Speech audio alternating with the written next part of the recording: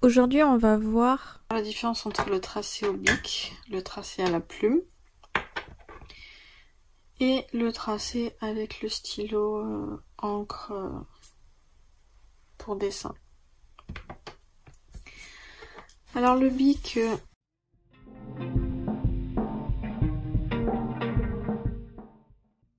on voit que le tracé est plutôt homogène.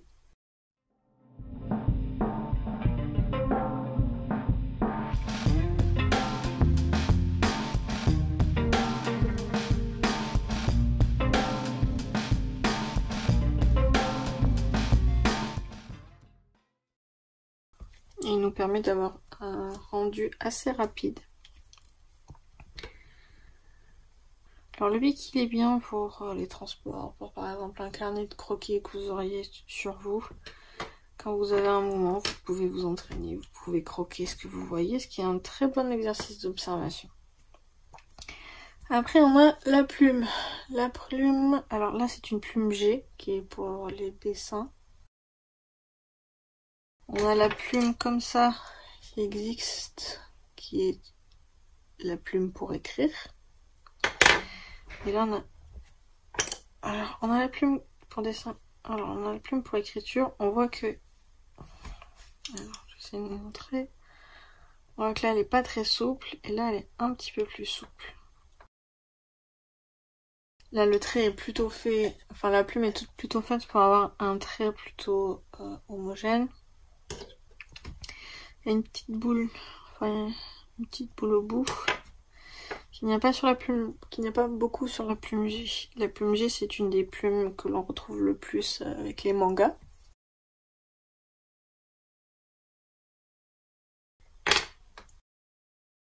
Alors bien sûr pour ce genre de plume, il faut avoir l'encre à côté. Hein. Donc ce qui la rend déjà beaucoup moins pratique qu'en voyage. Parce que franchement, le flacon d'encre de Chine qui se casse dans ses bagages, c'est pas une bonne idée. C'est pour ça que en voyage, il vaut mieux à la limite prendre ce genre de stylos qui sont avec de l'encre de Chine à l'intérieur et qui a beaucoup moins de risques qu'avec un flacon. Sans grande surprise, on va mettre, alors si je vous montre là, c'est pratique. Là, on plonge la plume dedans.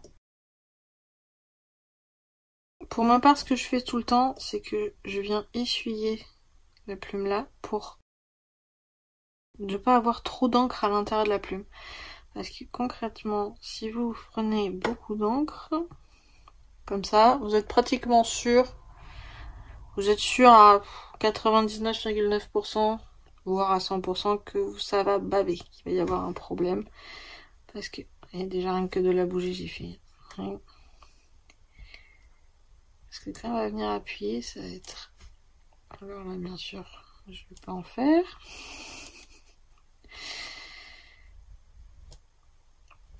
Alors, il y en a qui utilisent la plume dans ce sens-là, dans ce sens-là. Il y en a qui l'utilisent dans les deux sens, parce que vous voyez la différence. Vous voyez la différence entre les deux épaisseurs de traits. Alors moi, pour ma part, je préfère souvent rester dans ce sens-là, parce que je trouve que c'est plus organique. Je trouve que ça permet de faire des traits un petit peu moins rigides. Parce que là, on est sur du trait d'architecture, presque.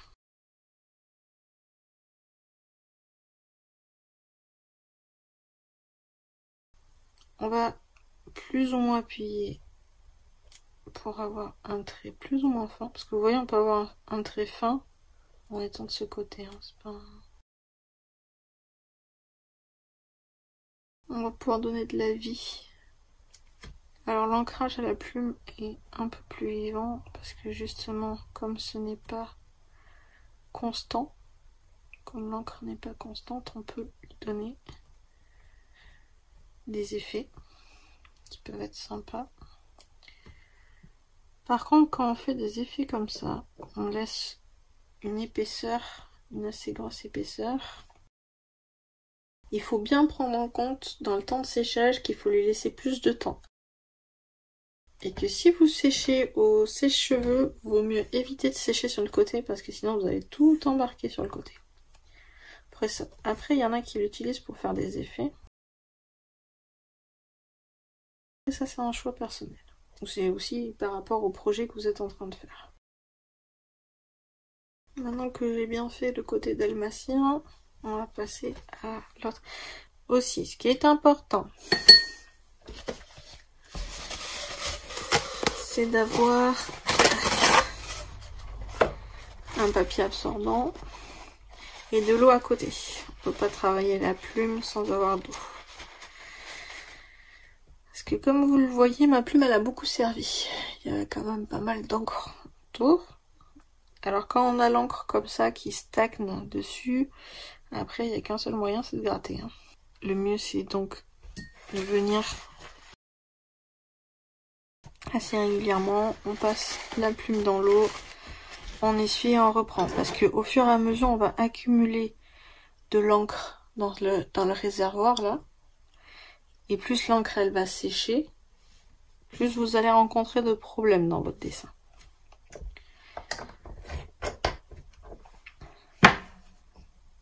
Alors bien sûr, hein, avec les plumes comme ça, on peut utiliser l'encre de n'importe quelle couleur, hein, que ce soit de l'encre de Chine, aquarellable ou acrylique, ça n'a strictement aucune importance.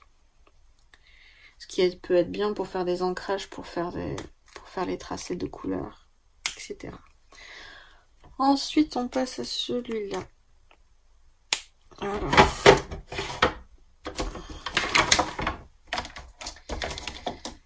J'en prends un autre parce que j'en prends un qui est ouvert. J'ai une petite astuce pour les crayons. Selon les épaisseurs de stylo, je mets un scotch de différentes couleurs pour les retrouver plus facilement. Parce que disons que quand on en a plusieurs, c'est plus facile de savoir. Voilà, les blancs, c'est... Je sais que telle couleur, c'est pour les gros traits. Telle couleur, c'est pour les traits moyens. Et la dernière couleur, c'est pour les détails. Ça permet d'aller quand même plus vite. Parce que j'ai pris le paquet de 12. En gros, j'ai pris le paquet de 12 stylos. J'ai testé tous les stylos. Pour voir quelle épaisseur me convient le mieux. Et convient le mieux à mes dessins. Et comme ça, après, je sais quel stylo prendre. Mais en attendant, c'est un vrai bazar dans ce petit tiroir. Et pour pouvoir plus facilement déterminer qui a quoi, qui a quelle épaisseur, c'est plus facile de mettre un signe distinctif. Bref. C'est bien mignon de parler de ça, mais alors...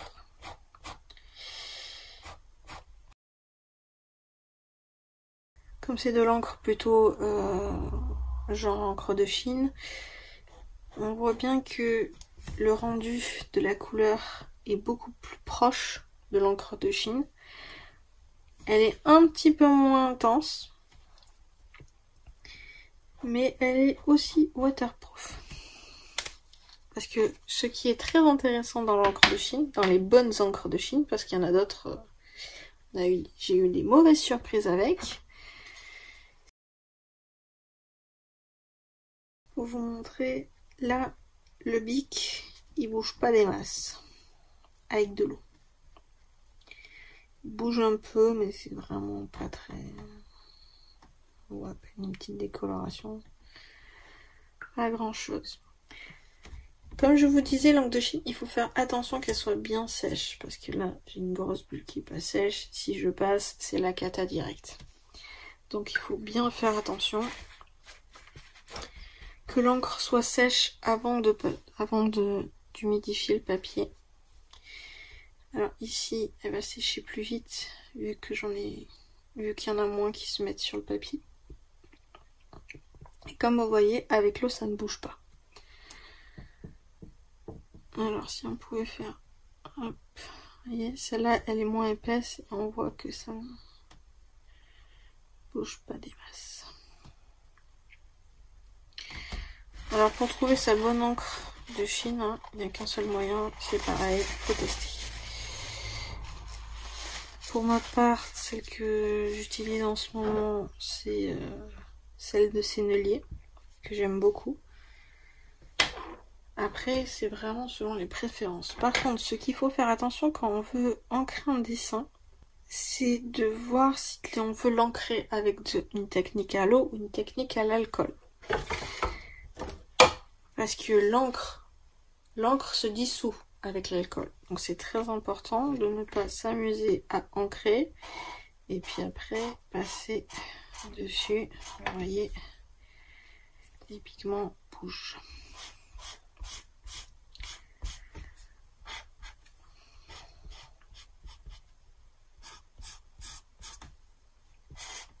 De toute façon, ça se voit à la mine.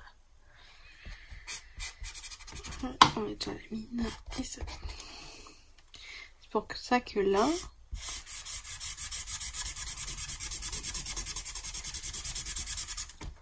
pour coloriser avec un feutre alcool, il vaut mieux d'abord passer le feutre alcool. Et après, on vient ancrer par-dessus. Et comme ça bouge pas. Que ce soit de ce stylo, que ce soit le bic, ou que ce soit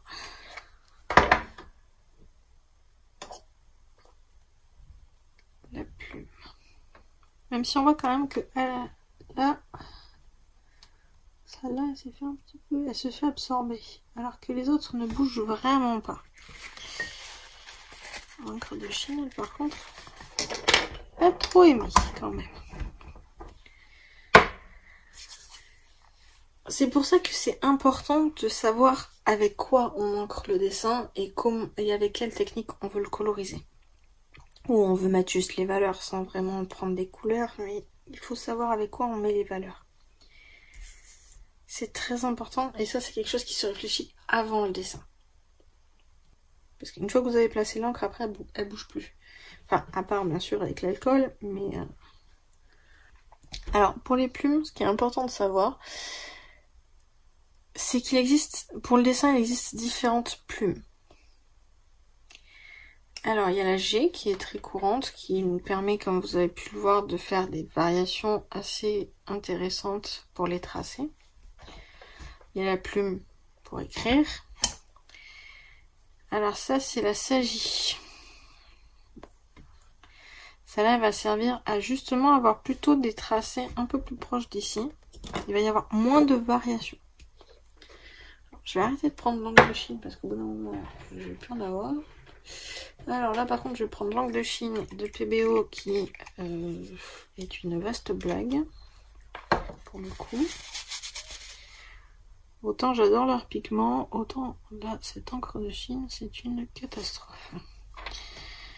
Mais bon, pour montrer, vous voyez, là, j'ai beau appuyer, les variations sont pas énormes. Et en fait, celle-là, plume, elle va plutôt servir à faire des longs tracés. À faire des longs tracés qui restent assez rigides. Et je vais vous montrer quel est le problème de bien choisir son encre.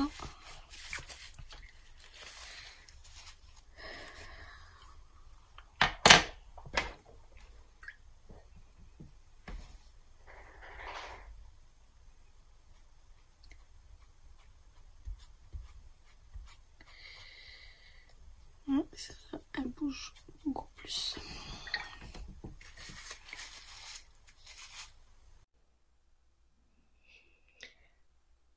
Bon, j'avais été interrompue quand j'avais filmé le début de la vidéo, donc en plus j'ai plus que véritablement cette plume à vous présenter, c'est la plume Maru, ou Maru, je sais pas comment il la prononce. Là concrètement j'ai fait un petit dessin pour vous montrer vite fait ce que ça donne. En plus c'est bien parce que j'avais perdu la plume, je l'ai retrouvée, donc je vais pouvoir finir la vidéo comme il faut. Donc ça c'est la plume Maru. Elle sert surtout des petits traits très fins, qui sont plutôt toujours de la même épaisseur. Il n'y a pas vraiment de... C'est pas comme la plume G. Le tracé va être beaucoup moins organique, va être beaucoup moins vivant, mais il va être beaucoup plus précis. Pour tout bien vous montrer, je vais d'abord prendre celle-là, la Sagi. Hop. Alors je fais un croquis très rapide. Donc là, vous voyez bien que le trait, on voit quand même que c'est un trait à la plume, ce qui est quand même une petite variation, mais il est pas, le trait est plutôt bien droit quand même. Ensuite, la plume G.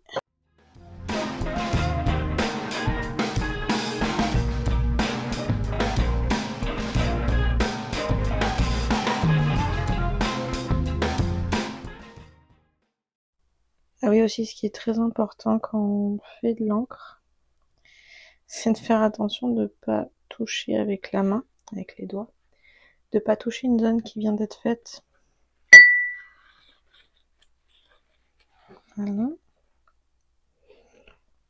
Donc là, comme vous voyez, j'ai pu quand même faire assez de traits qui sont plus variants que ceux de la Sagi. Et oui, si je faisais le milieu aussi, ça serait peut-être pas mal.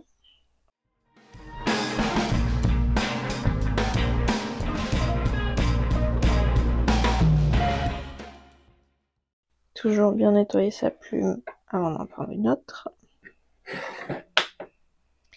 Et donc,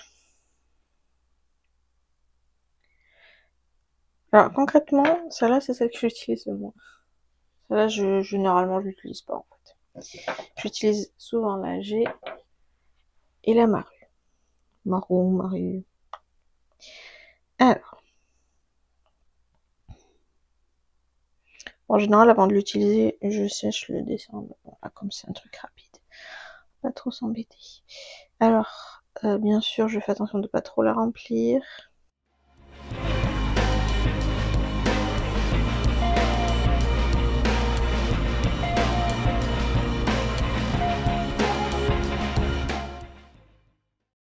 Et ça permet de faire des traits, des traits assez fins et assez nerveux.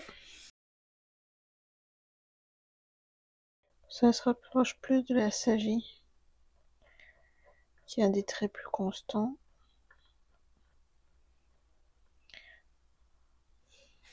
Par contre, comme la mine, elle est assez petite, pour faire des traits très longs, c'est un peu plus compliqué.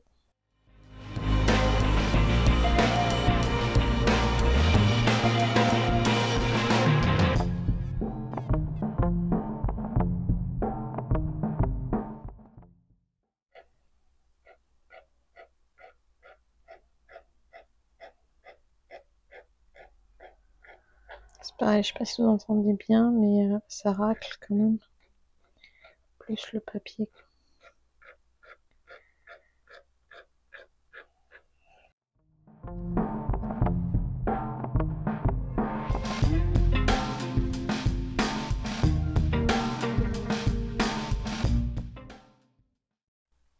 Alors quand on fait des traces comme ça, c'est que généralement il y a quelque chose sur l'embout qui empêche l'encre de bien sortir.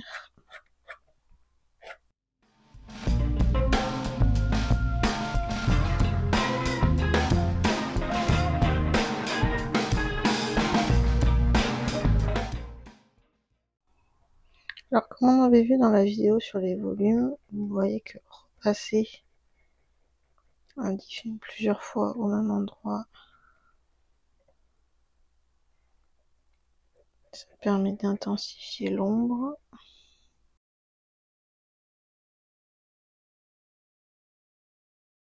Cette plume elle est beaucoup utilisée pour les hachures du coup, surtout dans les mangas.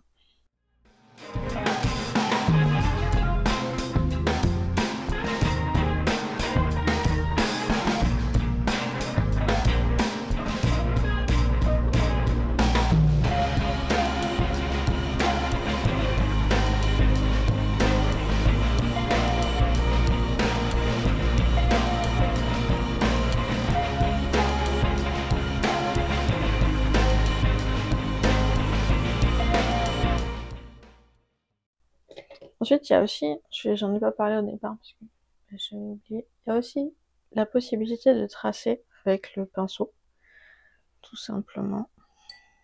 Alors je mouille au préalable.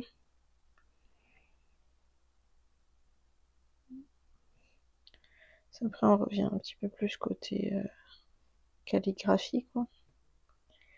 C'est l'écriture, calligraphie, tout ça, ça fait un petit peu plus cet effet-là.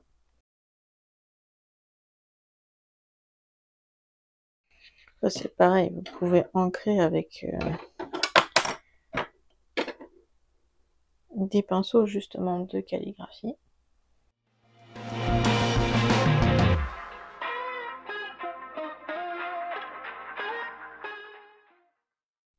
Après, moi personnellement, j'ai pris des pinceaux de calligraphie pour avoir des pinceaux pour peindre à l'encre.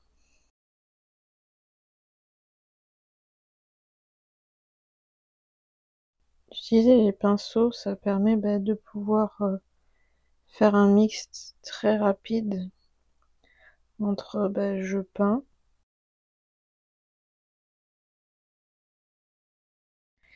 et hop, finalement je trouve que ce trait on doit passer et hop, je passe dessus.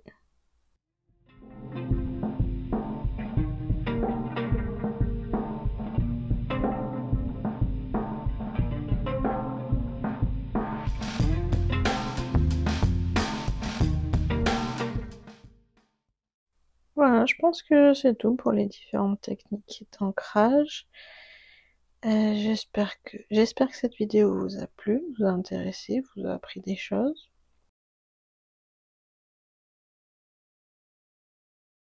N'hésitez pas à poser des questions que j'ai pas abordées ou que j'ai pas pensé dans les commentaires, histoire que je puisse vous répondre.